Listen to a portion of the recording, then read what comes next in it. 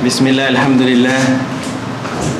Wassalatu wassalamu ala ashrafil anbiya'i wal mursalin Nabiyina Muhammad wa ala alihi wa sahbihi ajma'in, amma ba'd. Assalamualaikum warahmatullahi wabarakatuh.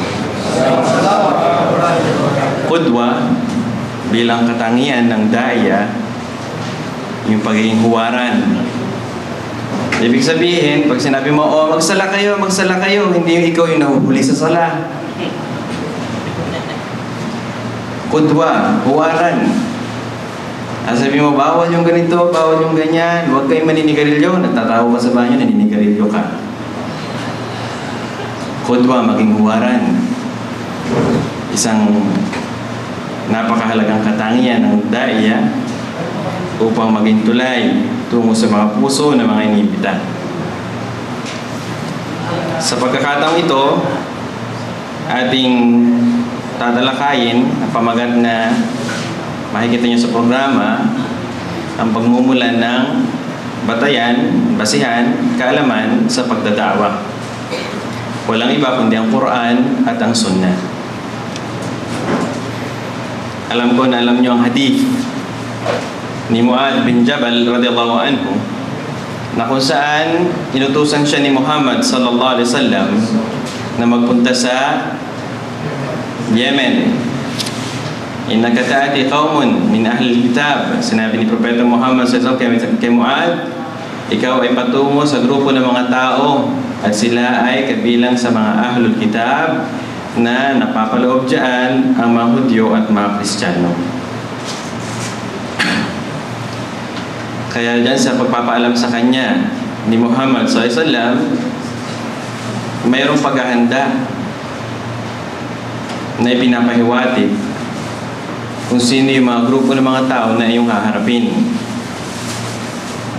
Kahit na sila ay nandoon sa grupo ng mga taong iyon, makikita din natin sa hadith na ito kung ano ang unang ituturo sa mga tao. At walang iba kundi ang tauhid. فَأَوَّلُ مَا تَدْعُو إِلَيْهِ بِلَا إِلَهَ إِلَّا اللَّهِ. Ang unang ituturo mo sa mga tao ay tungkol sa kaisahan, tungkol sa walang ibang dapat sambahin liban si Allah subhanahu wa ta'ala. At mayroon din tayong mapupulot na aral na kung saan sa hadith na ito ipinaalam sa atin kung anong kondisyon bago ka magbigay ng susunod na utos. فَإِنْهُمْ اسْتَجَابُوا, kapag sila ay tumugon, tinanggap nila ang La ilaha illallah, anong susunod? Utusan sila, turuan sila magsala. So nakikita na natin sa pagdadaawa, ang pamamaraan very flexible. Ibig sabihin, maraming pamamaraan kailangan pag-aralan. Pero yung kaalaman na ituturo, fixed ito. Meron tayong guideline na dapat na sinusunod. At yan ang popular na hadith na kung saan ay dapat nating gagamitin palagian sa pagdadawa. Pagkatapos banggatin ng kondisyon na yon, tsaka natin isusunod ang pagkasala, pagsasawm, pagbigyan ng zakah at pag-hajj. Yan ang mga guidelines na makikita natin sa napakagandang hadith ni Mu'adh bin Jabal radhiyallahu anhu. Bakit may mga aya na sinasabi dito ni Allah, nahnu, kami? Halimbawa, sa Surah As-Sad, makikita natin, verse 29, Sad, verse 29, sinabi ni Allah, Kitabun anzalnahu ilayk, mubarakun liyadabbaru ayatihi wa liyatadhakkara ulul albab. Ito ang aklat, ang Quran, na ipinadala namin, take note plural. Ang Quran sa iyo, O Muhammad, mubarak, punong-puno ng blessings, ng biyaya, liyadabbaru, upang ito ay pag-isipan. Pag-isipan ng mga aya, ang mga verses, at magsisilbing reminder sa mga taong nakakaunawa. Anzalnahu. At marami pa mga verses na makikita natin na merong plural ang paggamit ni Allah subhanahu wa ta'ala. Una sa lahat, hindi lang siya gumagamit ng plural. Gumagamit din siya ng singular. At gumagamit pa siya ng third person. Qul huwallahu ahad. Sabihin mo, siya. Say, he. Di ba? Pero meron ba ni isa sa mga ulama at dalubhasa natin sa Islam na nagsabi na he, masculine, lalaki si Allah? Wala. Napakahalaga ang pangunawa na gagamitin natin. Hindi yung pansarili pangunawa. Kaya dyan nagkakalito ang mga tao kapag hindi nila nauunawa ng wika ng Quran. Marahil alam na nakarami sa inyo ng ibig sabihin ng paggamit ni Allah ng we o kami ay yung plural of respect sa paggalang ito. Kahit nga sa wika natin di ba? Sino po sila? Samantalang kumakatok sa pintuan ay isa lang. Kaya yan ang plural of respect. And take note, si Allah subhanahu wa ta'ala, pinadala ang Quran sa time na kung saan ang Arabic language ay punong-puno ng yaman. Kaya doon sila binanatan sa kanilang pagiging eloquent, pero hindi nila madadaig ang dating ng Quran. Kaya hindi ito pwedeng gamitin na batayan para siraan ang Islam at sasabihin pa na iba, no, tinan mo, nagsasalita si Allah ng plural. Ibig sabihin, kasama doon yung tinuturing nilang anak na Diyos din daw. La hawla wala quwwata illa billah. Hindi. Dahil sasabihin mo sa kanya, hindi. Sinabi ni Allah, Qul huwallahu ahad. Say, He is Allah. Ang nag-iisa. Susuportahan mo yung paliwanag para makita niya na nag-iisa talaga si Allah subhanahu wa ta'ala. La ilaha illahu. Walang ibang dapat sabihin liban sa kanya lamang. Wa ma khalaqtul jinna wal insa illa liya'budun. At hindi ko nilikha. Dito nakasalita si Allah, ako. Ang tao at ang jin, di ba na lamang nasambahin nila ako? Binabasa ko po ang Quran, pero hindi ko po naunawaan. May reward po ba ako? Kung pag-aaralan natin ang tanong na ito, hindi malinaw kung binabasa niya ba sa Arabic o binabasa niya ba sa translation of the meaning. Gayunpaman, alinman sa dalawang sitwasyon, ang sagot ng ating mga dalubhasa, mayroon kang gantimpala. Mas mabuti pa ngayon binabasa mo kaysa sa mga comics at mga bagay-bagay na wala kang mapapala. Kaya lang huwag kang titigil dito. Kailangan magpatuloy ka sa pag-aaral mo ng Arabic na siyang wika ng Quran. Dahil katulad ng sinabi sa ayah kanina, balikan natin, Anzalnahu ilayk. Pinadala namin sa iyo full of blessing para ito ay pag-isipan ang mga ayah. Pag-isipan. At paano mo mauunawaan at malalaman kung ano ang iniuutos sa iyo ni Allah kung hindi mo ito naintindihan? Kaya huwag kang hihinto. Kailangan pag-aralan mo, unawain mo. Nang sa ganun, malaman mo kung ano ang sinasabi sa iyo ng lumikha sa iyo. Alam niyo ba, ang mga sahaba noon, sa time ni Prophet Muhammad SAW, hindi sila kumukuha ng higit 10 aya, liban na lamang na ito ay naunawaan nila at na-memorya na nila. Tinuturo sa atin dito na huwag kang magmamadali. Mas mabuti yung pinaghuhusayan mo kaysa yung, sige, lamon ka ng lamon, hindi mo naman nauunawaan. Huwag kang padadala sa tukso at udyok ng syaitan. Sabi, tinan mo si brother ganun, no? Ang dami-dami niya na nalalaman, ang dami na yung memory. Ikaw, kukulaylat mo, bagal-bagal mo, sige, mag-aaral ka lang. Huwag kang padadala sa ganyang udyok. At ang delikado pa, pwede niyang gamitin yan para ikaw ay mapanghinaan sa iyong iman. Totoo yan. Ma-overwhelm ka, parang punong-puno na yung sarili mo, hindi mo na kaya, mag-explode ka. At ang kinatatakutan dito ay baka babaliktad ka pa, waliyadu billah. May hadith na ang surah Al-Ikhlas ay 1/3 ng Quran. Ano po ang ibig sabihin nito? 1/3 ng Quran. May mga hadith, hindi lang hadith na binabanggit ang tungkol dito. Una, ang hadith Abu Sa'id. Mayroong aklat sa Arabic na palagay ko hindi nila ita-translate sa English kasi hindi naman kailangan sa English to. Ang makikinabang lang talaga sa Arabic. Ang format ng aklat na ito na pinag-aralan namin noon sa Medina, Islamic University Medina, ay nandun yung narrator at lahat ng mga hadith na ninarrate niya nasa ilalim. Kaya pag sinabing hadith Abu Sa'id, tingnan mo yung pangalan ng Abu Sa'id, yung complete name niya, makikita mo yung hadith na hinahanap mo. Pag sinabing Aisha, lahat ng mga ninarrate ni Aisha, makikita mo lahat ng hadith na sinabi niya. So ganun ang format na aklat niya. Nakalimutan ko na din pati yung pamagat.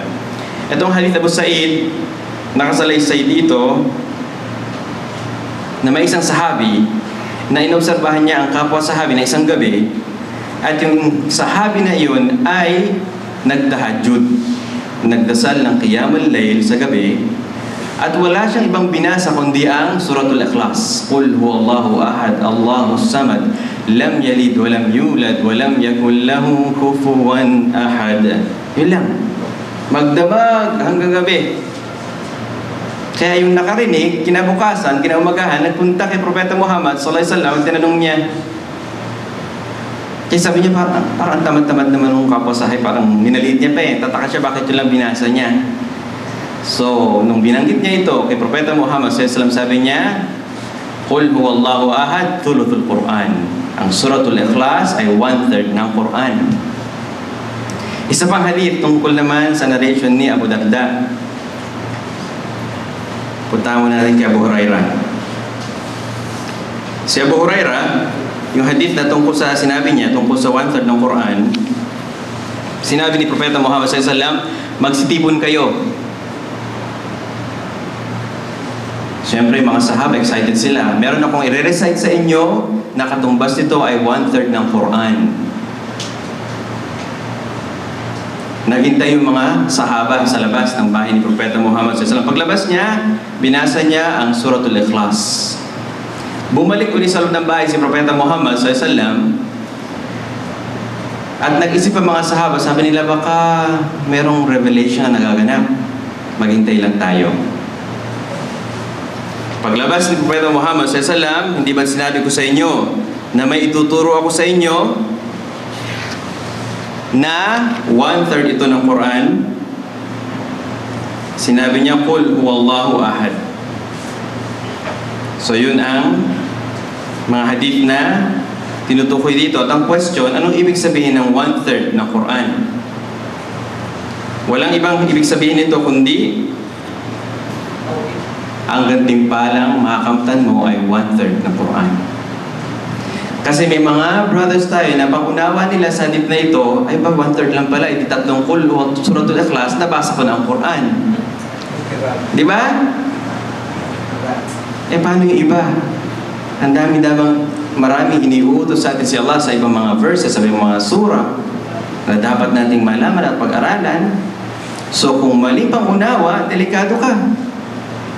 Hindi, nadinig ko at nabasa ko 1/3 ng Quran, ang Suratul Ikhlas. So, binabasa ko lang siya every day, 3 times, nababasa ko na ang buong Quran. Mali. So, yung gantimpala ang tinutukoy dito. Sino ang nagbigay ng pangalan sa Quran?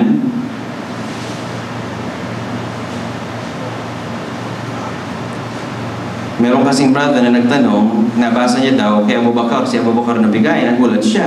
Paano nangyari yun? Ang nangyari lang sa time ni Abu Bakar, nung siya ang khalifa, ay napagtipon-tipon niya ang Quran at na-complete ito sa written form.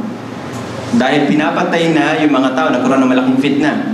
Nagkaroon ng malaking gulo sa time ni Abu Bakar na yung mga nakapag-memorya ng Quran ay pinagpapatay ng mga taong tumaliwas. So, naisipan niya na ipaglikom-likom at maisulat ito. Pero hindi siya nagbigay ng salitang Quran. Dahil matatagpuan po natin sa higit 50 verses sa Quran ang salitang Quran. Kaya sino nagbigay ng pangalan ng Quran? Si Allah.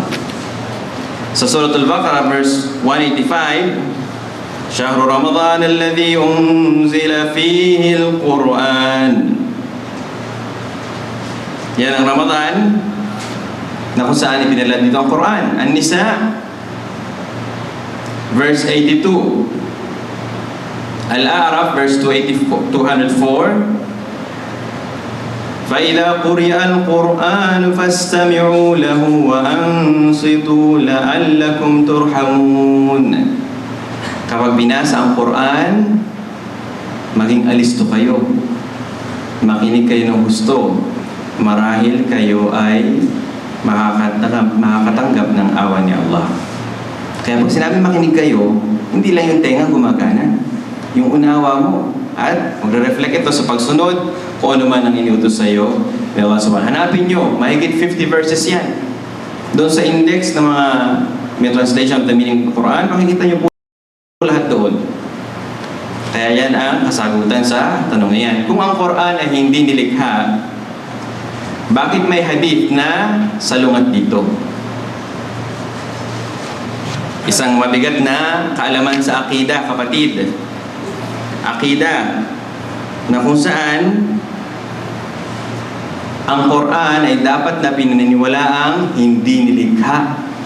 Bakit? Pag ito ay nilikha, gumagawa tayo ng shirk. Dahil ginagamit natin ang Quran sa pagsamba, di po ba? Tinatambal natin si Allah sa kanyang nilikha.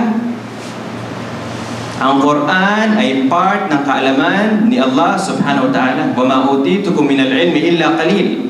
At hindi ko kayo binigyan ng kaalaman liban sa katiting lamang.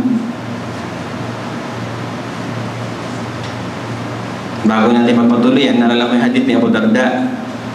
Sinabi ni Propeta Muhammad SAW, hindi nyo ba kayang magbasa ng 1/3 ng Quran sa isang gabi? Ilang parts ang Quran sa Arabic?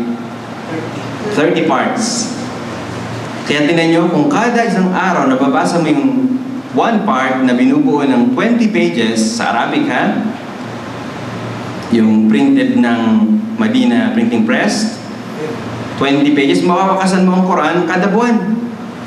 Pero sino sa ating gumagawa?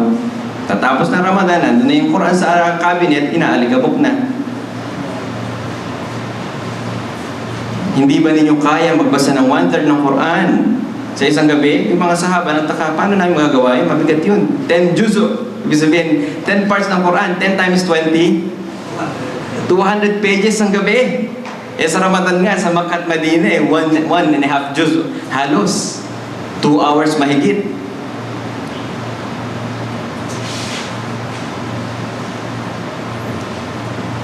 Kaya, ang sagot ni Muhammad SAW, nung nagtataka na yung mga sahaba, Qul huwallahu ahad, thuluthul Quran. Ang suratul Ikhlas ay 1/3 ng Quran. Balikan natin ito. Ang Quran ay hindi nilikha. Ito ay bahagi ng kaalaman ni Allah subhanahu wa ta'ala. May hadith na salungat dito. Hadith Abu Umama al-Bahili. Anong nilalaman ng hadith na ito? Sinabi ni Propeta Muhammad SAW, Iqra'ul Quran fa innahu ya'ti syafi'an li ahlihi. Sinabi ni Muhammad SAW, basahin ninyo ang Quran dahil ito ay magsisilbing mamamagitan sa araw ng paghukom. Pag sinabi mamamagitan, isip mo, merong anyo natatayo doon at mamamagitan. Sabihin mo, Allah, pahintulutan niyang pumasok ng Jannah. Hindi natin dapat unawain ang mga ito sa literal na pamamaraan dahil katulad nung binanggit kanina tungkol sa 1/3 ng Quran, ang tinutukoy dito ang reward. Karugtong ng hadith na ito, basahin ninyo ang dalawang maliwanag na surah. Ang liwanag na tinutukoy ay Surat Al-Baqarah at Surat Al-Imran dahil ito ay magsisilbing ulap, dalawang ulap o shadow o anino o kaya ay dalawang grupo ng mga ibon na may rangko sa araw ng paghukom. Sinabi ng ating mga dalubhasa, ito ay magsisilbing reward. Sa Surat Al-Zalzalah, ano yung last 2 verses? فَمَنْ يَعْمَلْ مِثْقَالَ ذَرَّةٍ خَيْرًا يَرَهُ. Kung sino man ang gagawa ng kabutihan, فَمَنْ يَعْمَلْ مِثْقَالَ ذَرَّةٍ خَيْرًا يَرَهُ. Pag sino man gumagawa ng kabutihan, makikita niya ito. Ibig sabihin mo, makikita mo yung gawa mo doon? Hindi. Makikita mo yung tumbas na reward na ginawa mong kabutihan dito. Kung may yamal mithqala daratin syarra yara, kung sino man gumawa ng kasamaan, kahit nakatiting lang, makikita niya doon sa kabilang buhay yung evil deed na yon, yung kasamaan na yon. Hindi. Yung katumbas ng parusang bibigay sa iyo sa ginawa mong kasamaan dito sa lupa.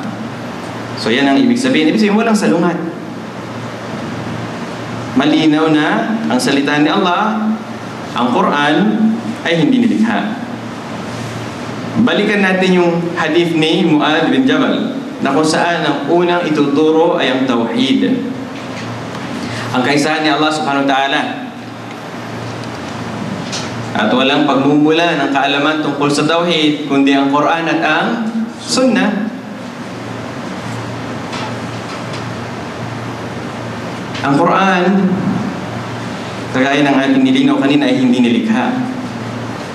At dahil sa malaking fitna na ito, mga naging problema, alam nyo ba na si Imam Ahmad bin Hanbal, isa sa mga great scholars natin sa Islam, na nakalikom siya ng libo-libo, 100,000 na mga hadith, at sinabi niya, wala akong inilagay na hadith sa aking nilikom ng mga hadith na tama, liban na lamang na ito ay isinagawa ko.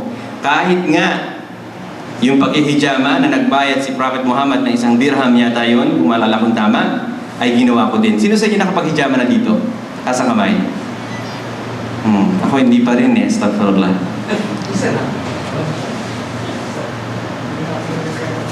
Lahat ng hadith, kahit na isang beses, ginawa niya lahat. Tayo, binabasa natin hadith, ginagawa ba natin? Ngayon si Imam Ahmad bin Hanbal, yung hijama, yung nagka-cupping ang tawag doon, yung blood letting, no? Very healthy yun sa katawan, naglalabas ng dugo. Ako bilang medtech, alam ko na maganda yung naglalabas ka ng dugo, nagdodonate ka ng dugo kasi magpaproduce yung katawan mo ng bagong dugo. Pero yung bloodletting na sunnah ay isa sa magandang pamamaraan. Si Imam Ahmad bin Hanbal, nalagay siya sa malaking pagsubok dahil dito sa paksang ang Quran ba inilikha o hindi. Kinulong siya, dumana siya ng parusa, at sinabi pa ng pinuno sa kapanahunan niya, sabihin mo lang sa mga tao na ang Quran ay nilikha, palalayain na kita. Alam mo, sinabi ni Imam Ahmad, dito, makikita mo ang tapang at takas ng kanyang iman. Sabi niya, bigyan mo ko ng ebidensya mula sa Quran at sa Sunnah na sinasabi ang Quran ay nilikha at sasabihin ko yun sa madla. Naging matibay siya. Kaya yan, makikita natin ang lakas ng iman ng ating mga dalubhasa. Hindi sinasabi by meaning ang Quran. Hindi sinasabi by meaning. May isang hadith Abdullah bin Mas'ud, na kung saan meron siyang tinuturuan na isang sahabi o tao na sa pagbabasa ng Quran, inna shajarata zakum ta'amul athim. Katotohanan na ang puno ng zakum ay pagkain ng mga taong nasa loob ng impyerno. Alam niyo ba, ang puno ng zakum, isang patak lang dito sa mundo ito, lahat ng kabuhayan dito ay masisira. Yun ang pagkain ng mga tao sa impyerno. Ngayon, yung salitang athim sa last, ta'amul athim, pagkain ng mga makasalanan, hindi mabigkas-bigkas nung taong tinuturuan niya. Kaya sinabi ni Mas'ud, sabi niya, kaya mo bang sabihin al-fajr? Fajr yung masamang tao din ng kahulugan. Sabi niya, opo. O sige, yan ang ilagay mo sa isip mo, sabi niya. So doon nagkaroon ng maling pag-unawang ilan sa mga tao. Akala nila pwedeng magbigay ng salita ni Allah subhanahu wa ta'ala by meaning. Hindi. Yung athim, meaning niya, fajr, correct sa meaning. Pero hindi. Hindi tayo pwede magbigkas na sinabi ni Allah, yung kahulugan ng sinabi niya ganito, mali. Dapat sasabihin mo kung ano yung aya, وَمَا خَلَقْتُ الْجِنَّ وَالْإِنسَ إِلَّا لِيَعْبُدُونِ. Hindi yung pagkakasabi niya, yung hindi siya kung anumang way na hindi siya naglikha ng mga bagay-bagay, liban na lamang iniutos niya dapat tayo ay sasamba ng maayos. O, gumamit ka ng meaning, di ba? Kailangan kung ano yung sinabi, ni Allah at walang iba kundi Arabic, yun ang sasabihin mo. Kapag Quran, ang gusto mong bagitin sa madla, na naibabala sa ating lahat na dapat ating pagkaingatan. Ang Quran ay hindi minsan ang ipinadala. Alam naman natin ito na during the span of 23 years, mula nang hinilang si Muhammad SAW na propeta, ito ay nakumpleto. Kaya nga may mga ayat sa Quran na tinatawag na Madani at may tinatawag na Makki. Pag sinabing Madani, ito ay sa Madina ipinadala. At yung Makki, sa Makkah, ipinadala. So, yan ang time span na kung saan nabuo ang Quran. Dahil may mga bumabatikos na mga tao na ang Quran ay kinopy lang ni Muhammad SAW. Kaya nga tinatawag ang Quran na isa ding himala. Miracle dahil si Muhammad SAW na isang no read, no write ay nakarating at pinadala sa kanya ang Quran na salita ni Allah subhanahu wa ta'ala. Walang mali at salungatan. In kuntum fi raibin mimma nazzalna ala abdina fa'tu bi suratin min mithlihi wad'u shuhadaakum min dunillahi in kuntum sadiqin. Kung kayo ay may pagdududa sa pinadala ko si Muhammad sallallahu na alipin ko sa Quran, kung meron kayong pagdududa, hinahamon tayo ni Allah subhanahu wa ta'ala na mag-produce ng aya na katulad nito kung kayo ay mga matatapat na tao. At syempre, ang Quran, nilinaw ng sunnah. Magkaiba kung sabihin mong nilinaw ang sunnah. Pag sinabi kong nilinaw ang sunnah, ano ibig sabihin? Ha? Baliktad, di ba? Pero nilinaw ng sunnah, yung Quran, nilinaw ng sunnah. Hindi yung sunnah ang naglinaw, ang Quran na naglinaw sa sunnah. So makikita natin yung mga verses na pag binasa mo ay hindi mo makukuha kaagad yung kahulugan. Tignan mo kung ano yung paliwanag ng mga dalubhasa mula sa sunnah. Tamang sunnah. Maaari po bang basahin ng non-Muslim ang Quran?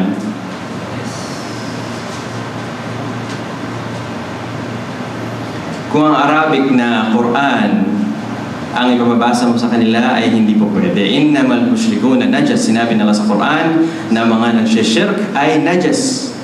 Marumi sila. At sa batayang ito, sinabi ng mga dalubhasa na hindi sila pwedeng maghawak at magbasa ng Quran doon sa Arabic. Pero yung may English translation of the meaning, kompletong English translation, available yan sa mga bookstores, ay po pwede. Pwede silang makinig ng Quran sa radyo, pwede silang manood ng Quran na pinapadala sa telebisyon, po pwede yun. Pero yung Quran na Arabic, ay kailanman huwag ipapahawak sa kanila. Obligatory po ba na pag-aralan ng Arabic para sa mga non-speaker nito? Sinabi ni Chef Jibrin, rahimahullah, kailangan nilang pag-aralan yung mga basic na kinakailangan katulad sa Al-Fatiha at ang pagsasala, ang nalalaman ito. Alam niyo yung pagsagot ng ating Sheikh, safe siya eh. Kasi hindi naman inobligan ni Allah na mag-aral ng Arabic. Pero in the process, makikita natin na kinakailangan mo talaga pag-aralan ito. Katulad ng sinabi ng kapatid natin kanina ng umaga, hal yastawi alladhina ya'lamuna wal ladhina la ya'lamun. Pantay ba yung mga taong nakakaalam sa mga hindi nakakaalam? Hindi.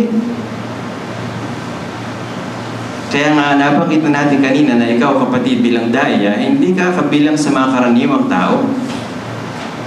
Dala-dala mo isang mabigat na titulo, posisyon. Kaya kinakailangan maging angat ka sa kanila. Hindi yung sa kahulugan na mali. Kinakailangan pinapakita mo kaya Allah subhanahu wa ta'ala nagsisikap ka na pagyamanin sa sarili mo na matutunan ang wika ng Quran. Ano po ba ang batas sa paghalik sa Quran kapag ito ay nahulog? Di ba may mga Quran minsan nahuhulog? Kung meron kang packet Quran, nahulog. Meron kang makikita mga brothers natin sa ibang lahi, hinahalikan nila. O kahit na sa masjid, bago nila buksan ito, hinahalikan.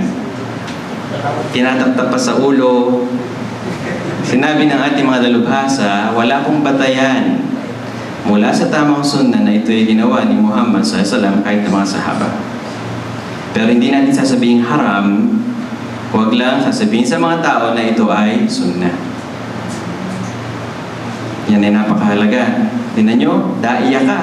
Mag-iingat ka sa kilos mo. Pag ginawa mo yan, nagkatabi mo yung 5 balik Islam, na 1 linggo pa lang, ay, mukhang maganda yung ginawa ni brother. Akuran nyo kasi salita niya, gagawin ko din yun. Ngayon, binuhay mo isang hindi sunna, gagawin nila. Titingnan ng mga iba, delikado. Yung pagpahit sa mukha. Sinabi ni Sheikhul Islam Ibn Taymiyyah, rahimahullah, may 1 o 2 hadith na daif, mali, hindi tama. Tungkol dito, kaya hindi isasagawa. Sasabihin natin haram, hindi. Huwag mo lang sasabihin at papakita sa madla at bibigyan mo ng diin pa na hindi, sunna ito. Ano po ba ang batas sa nakarecord na Quran sa cellphone at ipinasok pa ito sa banyo, sa toilet? Di ba? Sino sa inyo nag-record ng Quran sa cellphone? Safe ka kapatid, dahil sinabi ng mga dalubhasa, walang kaso ito dahil hindi naman siya sa anyo ng aklat na nakikita nating nakasulat. Kahit na yung MP3 na yan, ay wala din daw pong kaso, alhamdulillah. Pero, ako opinion ko lang ha.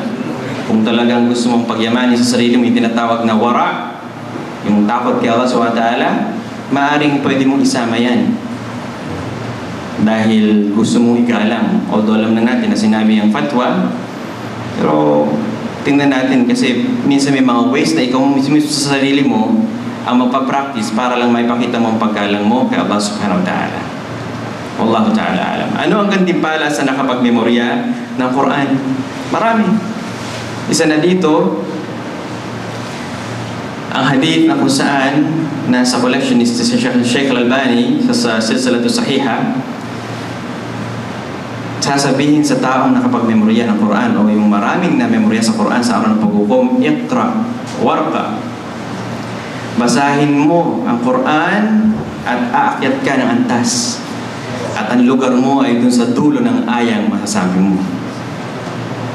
Paano kung memorize mo lang? Suratul Ikhlas, Suratul Falaq. Hindi. Alam ko, 1/3 ng Quran ng Suratul Ikhlas, kaya malaki yun. 10 juzu yun.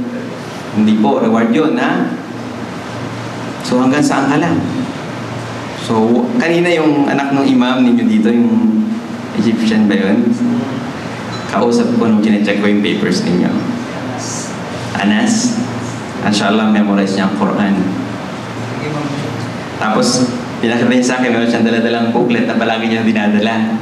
Ang ganda ng table merong study o computation, simple computation lang. Na kapag 1 verse ng Quran in Arabic, minemorize mo daily, sa loob ng 17 years, inshallah boy pa tayo, memorize mo ng Quran. Kailangan religiously mong gagawin yun. Kapag naman half page ng Quran, ang minemorize mo kada araw, sa loob ng 3 taon, and 2 months and 3 days, gano'n, eksakto mamemorize mo yung kwentado lahat. Kapag naman isang page, ganito, ganyan, pinakita niya, masya na, kailangan talaga niyan, siseryosohin mo. Ikaw, anong ginawa mong programa sa pagmemorya ng salita ni Allah? Ayaw mo bang tumaas ang antas mo sa kabilang buhay, sa iyong qiyamah? Sabihin sa'yo, doon ka sa dulo ng ayat na memorya mo, hindi binabasa. Ngayon, nababasa mong Quran, kada buwan, nabawakasan mo. Hindi yun. Lahat tayo kaya natin basahin. Iba yun, yung na-memorya mo, yung nasa puso mo. Yan ang magdadala sa'yo, nagpapataas, antas mo sa Jannah. Kaya maging masikasig tayo, inshallah, sa pagbabasa at pagmemorya ng Quran. Ang sunnah. Ano ibig sabihin ng sunnah? Taas ang kamay na gustong sumagot. Yan, sige, brother na nakasalamin. Yan, sige. Yan, yes. Kompleto kahulugan ng sunnah ni Muhammad sallallahu alaihi wasallam. Ang sunnah ay ito yung kabilang sa salita, ginawa at pinakantulong na rin Propeta Muhammad sallallahu alaihi wasallam.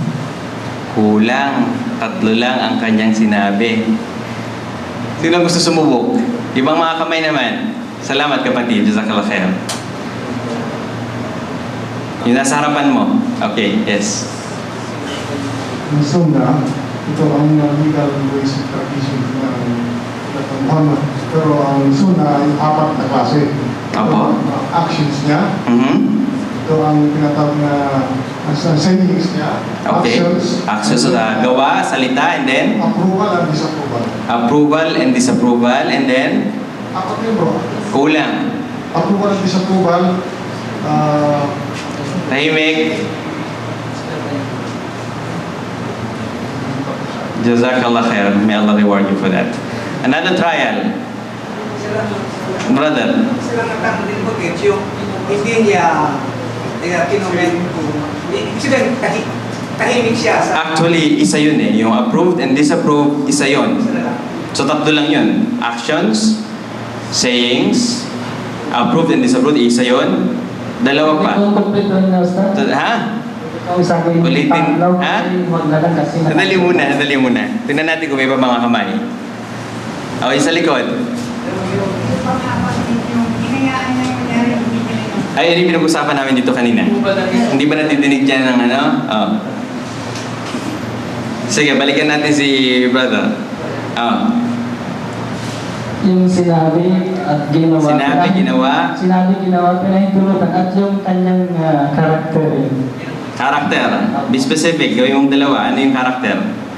Yung sa kanyang sarili, halimbawa yung kanyang sa pagpapatuloy mo ng balbas o Panlabas na katangian at yung panloob. Ano yung panloob na katangian, halimbawa?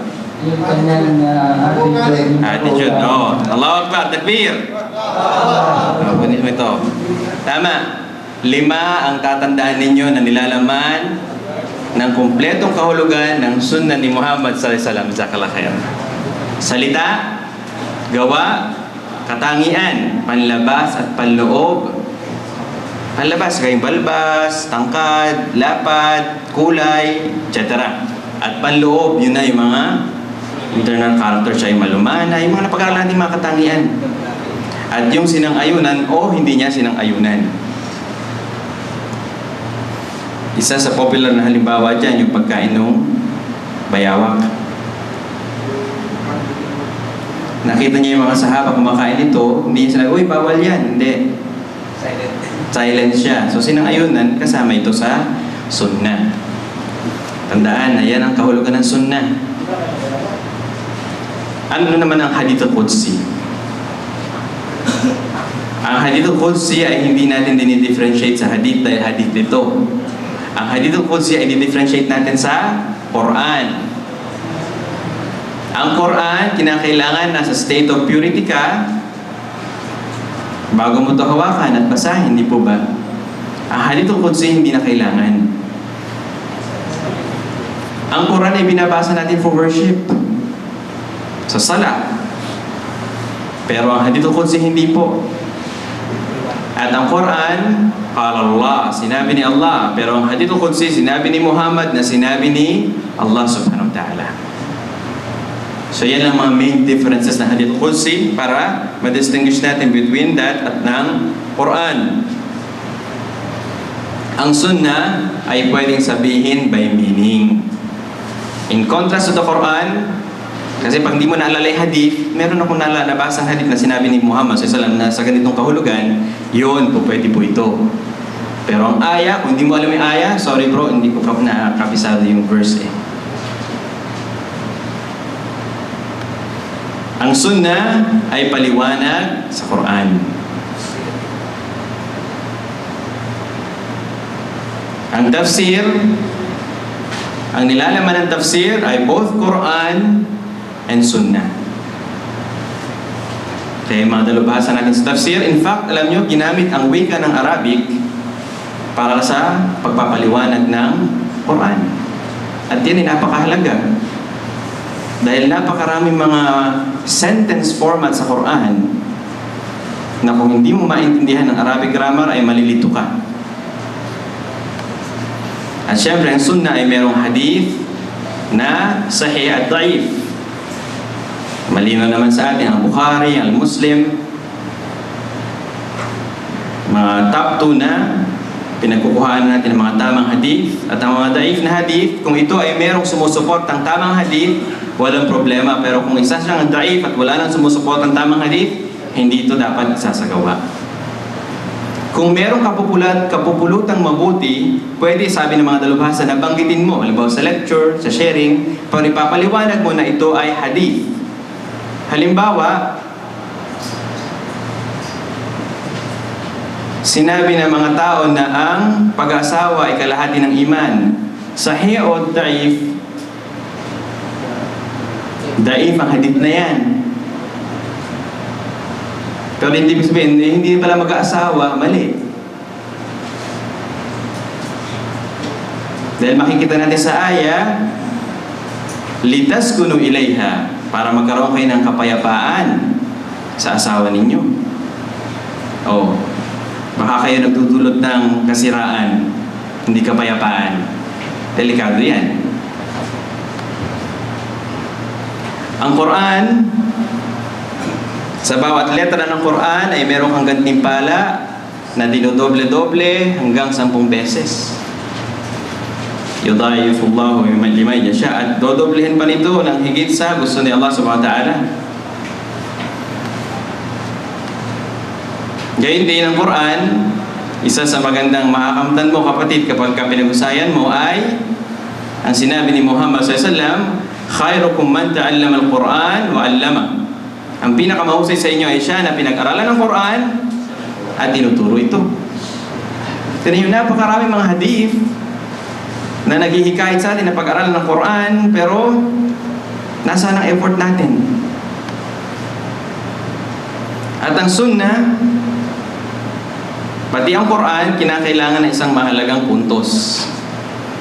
At ito ay ang pag-unawa. Paano natin uunawain? Sa pamamaraan ng pangunawa ng mga dalubhasa. Halimbawa, sa Quran, sinabi ni Allah, "Fas'alu ahla dzikri in kuntum la ta'lamun." May isang kapatid na lalaki noon, binasa niya yung English translation ng tafsir Ibn Kathir, ng tafsir ng Quran. At yung aya na binanggit natin, ang ibig sabihin, magtanong ka sa mga dalubhasa kung hindi mo nalalaman. Tinignan niya yung tafsir doon sa English translation at sinabi niya, kapatid, ang tinutukoy dyan yung mga Hudyo. Tama. Nandun sa tafsir, makikita niyo yung Hudyo ang mga tinutukoy. Magtanong sa mga dalubhasa ng yung hindi niyo nalalaman. Pero hindi alam ng kapatid natin, ang mga dalubhasa natin ay mayroong tinatawag na rule. Al-ibratu bi umumil lafzi la bi khususis sabab. Ang ibig sabihin niyan, ang pagkukonsider sa aya na ito ay yung pangkalahatang kahulugan, hindi yung specific na reason bakit pinadala ni Allah subhanahu wa ta'ala. So meron silang na-extract na mga rules dito sa Quran na kapag gagamitin natin guideline ay hindi tayo malilito sa pag-unawa ng salita ni Allah. Fas'alu ahla dzikr, magtatanong ka sa mga may kaalaman, sa mga dalubhasa. Kung hindi mo nalalaman, ibig sabihin, pwede mo gamitin ang aya na ito na, hindi mo alam magkarpentero, pumunta ka doon sa doktor. Hindi, pumunta ka sa karpentero. Kung ano yung kailangan mo, pumunta ka doon sa nababagay sa pangangailangan mo. Sinabi ni Muhammad SAW, "La yu'minu ahadukum hatta yuhibba li akhihi ma yuhibba li nafsihi." Tunay na hindi naniniwala ang isa sa inyo hanggang sa mamahalin niya sa kanyang kapatid ang mahal niya sa kanyang sarili. Ibig sabihin ba, kung hindi ko mahal sa kapwa ko yung mahal ko sa sarili ko, hindi na akong Muslim, wala na akong iman? Kung yun ay sa literal na pamamaraan nating unawain, ligaw na tayo. Pero ibig sabihin ng la yu'minu, hindi naniniwala, kulang ang kanyang iman. Mahina ang kanyang iman. Saan natin nakuha yan? Sa mga dalubhasa natin. Ang unang dalubhasa sino? Si Muhammad sallallahu alaihi wasallam. Kaya napakahalagang puntos na huwag natin kakalimutan. Ang Arabic language, sinabi ni Sheikhul Islam Ibn Taymiyyah, "Al-lughatul arabiyyatu min ad-din wa ma'rifatuha fardun wajib. وما لا يتم إلا به فهو واجب." Ang Arabic language ay kasama sa deen. Kasama sa pamamaraan ng buhay. At ang malaman mo ito, ang pag-aralan mo ito ay fard at wajib. May emphasis, may pagdidiin. Fard na, wajib pa, parang ibig sabihin na obligatory. Ano man na hindi makukumpleto, liban lang dito, ay nagiging wajib ito. Anong gusto mo? Maintindihan ng Quran. Paano maintindihan ng Quran? Alamin mo yung Arabic language. So ngayon, yung pag-aaral mo sa Arabic language ay nagiging wajib para mapuntahan mo yung layunin mo. Ano yung layunin? Maunawaan ng Quran. Yan ang sinabi ni Sheikh al-Islam Ibn Taymiyyah rahimahullah. Kaya ang source natin ng Quran at ang Sunnah na nasa wikang Arabic ay napakahalagang maintindihan sa wika nito. At kung tayo ay nasa proseso pa lamang ng pag-aaral, magtanong tayo sa mga mayroong nalalaman. At sa Quran at Sunnah, marami tayong paksang pwedeng maihanda. Kung gusto mo ipaalam sa mga tao, bakit kinakailangan nila maging Muslim, sabihin mo na Islam lang ang natatayang pamamaraan ng buhay, natatanggapin ni Allah. Surah Al-Imran verse 19, Inna ad-dina indallahi al-Islam. Sasabihin mo din na sinabi ni Allah, Laqad kafara alladhina qalu inna Allaha huwal Masih ibn Maryam. Al-Ma'idah verse 72, katotohanan na tinanggihan nila ang paniniwala, hindi sila naniniwala. Sino? Sila na nagsabi na si Allah, siya si Masih, si Isa, na anak nino Maryam. Ang susunod na verse, wala ding paniniwala, tinanggihan nila ang paniniwala nang sabihin nila na si Allah ay ikatlo sa tatlo, ang Trinity. So kapag pinapaliwanag mo yan, makikita mo, ipapakita mo sa kanila na yan ang dahilan bakit kinakailangan mo maging Muslim, dahil walang paniniwala yung mga taong nag-aangkin ng mga salitang ito. Gusto mong bigyan ng diin sino may paniniwala, sino may tamang paniniwala.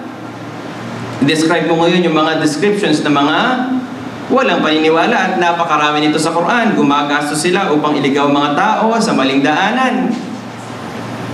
Innal ladina kafaru yunfiquna amwalahum liyasuddu an sabilillah fasayunfiqunaha thumma takunu alaihim hasratan thumma yughlabun. Sinabi ni Allah sa Surah Al-Anfal verse 36, sila na hindi naniniwala, gagastos sila ng kanilang yaman para hadlangin ang mga tao sa daanan tungo kay Allah, at magpapatuloy sila, bandang huli sila din ang talo. Sila ang malulugi. Bigyan man ng babala o hindi, sila hindi maniniwala dahil silyado ang kanilang puso. A'anzartahum am lam tunzirhum la yu'minun. Khatamallahu ala qulubihim wa ala sam'ihim wa ala absarihim ghishawa wa lahum 'adzabun 'adzim. Sila na hindi naniniwala, bigyan mo man ng babala o hindi sila maniniwala dahil sinilyado ng kanilang mga puso, at sa kanilang tainga din ay silyado na, ang kanilang mga paningin ay mayroong nakatakip. Bingi, pipi, bulag, hindi nakakaunawa. Sinabi ni Allah sa Quran, sa Surah Al-Baqarah verse 171, and the example of those who disbelieve is that of him who shouts to those flock of sheep that hears nothing but calls and cries. They are deaf, dumb, and blind, so they do not understand. At kung gusto mo naman silang takutin tungkol sa Jahannam, nasa Quran din yan. Alam niyo, sa pagdadaawa, merong dalawang mahalaga na dapat mong huwag kakalimutan, at targhib at tarhib. Ang bigyan ng pagnanasa, paghahangad, at bigyan ng panakot. Ano yung nanasay nila? Yung makapunta sa paraiso. Ano yung kakatakutan nila? Na mapunta sa impyerno. Kagaya nito, ang Jahannam. Ano yung mga kahilingan doon? Ipaalam sa kanila. Nasasabihin ng mga tao sa impyerno, وَهُمْ يَسْتَرِخُونَ فِيهَا رَبَّنَا أَخْرِجْنَا نعمل صالحا غير الذي كنا نعمل. Isa sa mga kahilingan ng mga tao sa impyerno, nagsisigawan sila, o Panginoon namin, ilabas niyo po kami dito. Gagawa na kami ng kabutihan, hindi yung ginawa namin noon sa paglabad ng batas sa inyo. Isa pa, sabihin nila, وَقَالَ الَّذِينَ فِي النَّارِ لِخَزَنَةِ جَهَنَّمَ عُدُوا رَبَّكُمْ يُخَفِّفْ عَنَّا يَوْمًا مِنَ الْعَذَابِ. Sabihin ng mga tao sa impyerno, doon sa mga bantay na mga anghel ni Allah sa pintuan ng impyerno, hilingin nyo nga sa Panginoon ninyo, pakihiling nga sa Panginoon ninyo na pag-aangin naman sa amin kahit na isang araw lang dito sa impyerno. Sasabihin pa din ng mga nandun sa impyerno, وَنَادَوْا يَا مَالِكْ لِيَقْضِيَ عَلَيْنَا رَبُّكْ قَالَ إِنَّكُمْ مَاكِثُونَ. Magsisigawan yung mga tao sa impyerno. Sabihin nila kay Malik. Sino si Malik? Angel ng? Sa gate? Sa impyerno. Tatawagin nila si Malik, sasabihin, Ya Malik, pakisabi naman kay Allah subhanahu wa ta'ala na patayin na lamang kami. Patayin na lamang sila kaysa dun sa dumadana sila ng parusa sa impyerno. At alam nyo ba, matapos ang 50,000 taon, sasagot si Malik, sabihin niya, innakum makithun. Ikaw pag meron kang kausap ng tao at kinakausap siya at nagtanong ka sa kanya, at hindi siya agad na sumagot, di ba parang kang naiinis? O kaya nagkakaroon ka ng hindi magandang pakiramdam? Eto, 50,000 years papalipasin ni Malik, sasagot siya, innakum makithun. Katunayan na kayo ay mananatili dyan. So tatakutin sila. Ano ang anyo ng katawan doon sa makakapasok sa impyerno? Yung pangupo niya, katulad ng lapad ng layo between Makkah and Medina. Yung kanyang molar at ang hita, katulad ng Mount Uhud sa Medina. Yung bundok ng Uhud, hindi isa, marami yun. At ang balikat na isang makakapasok sa impyerno, sa Jahannam, yung balikat na yan, 3 days ang haba na isang naglalakbay na mabilis na paglalakbay. At ang kapal at ang lapad ng balat, dito maintindihan natin kung bakit sinabi ni Allah na yung sa Quran, baddalnahum juludan ghayra alladhi. Sinabi ni Allah na papalitan niya yung balat matapos na ito'y matunaw, malusaw, masunog, nang hindi yung balat na nasunog kasi wala nang pakiramdam yun eh. Pero ano ang kapalat-lapad ng balat? 42 ang dipa ng kapal.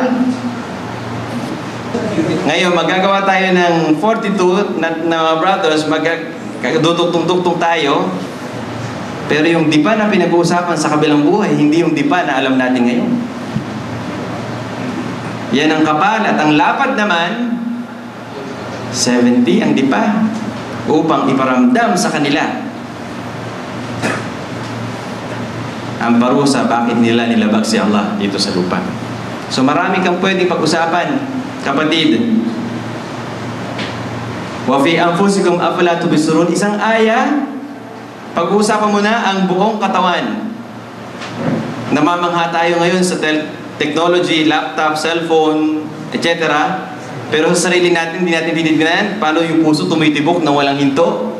At alam nyo ba na kapag pinagduktong-duktong ang ating veins, hindi nadaluyan ng tubig, ng dugo sa ating katawan, ay mapapalibutan niya ang earth ng 3 hanggang 4 na beses. Earth yan ha, isang tao. Pag duduktungin natin na parang sinulit, dire-diretso, isang linya, mapapaikutan niya ang buong mundo ng 3 hanggang 4 na beses. Subhanallah. Takbir! Kanya kagaling si Allah subhanahu wa ta'ala. Pero tayo ba ay nag-iisip ng malalim? Kaya yan po ang salita na ating hinatid tungkol sa Quran at Sunnah bilang basihan ng kaalaman sa da'wah. Pero tanong, pwede ba kumuha ng batayan sa ibang mga aklat? Pwede. Paano mo papag-usapan ng detalye ang human body? digestive, circulatory, respiratory system kung wala kang science books na gagamitin. Dahil ang Quran, parang dumating sa atin na telegrama, hindi detalyado, pero pagdating ng mga telegrama ito, mabibigat. Isang verse, nilalaman na ang lahat.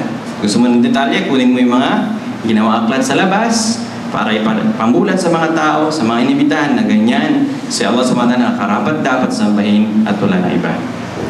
Naway tayo nagkaroon ng pakinabang at tanggapin muli nawa sa atin ni Allah Subhanahu wa Ta'ala.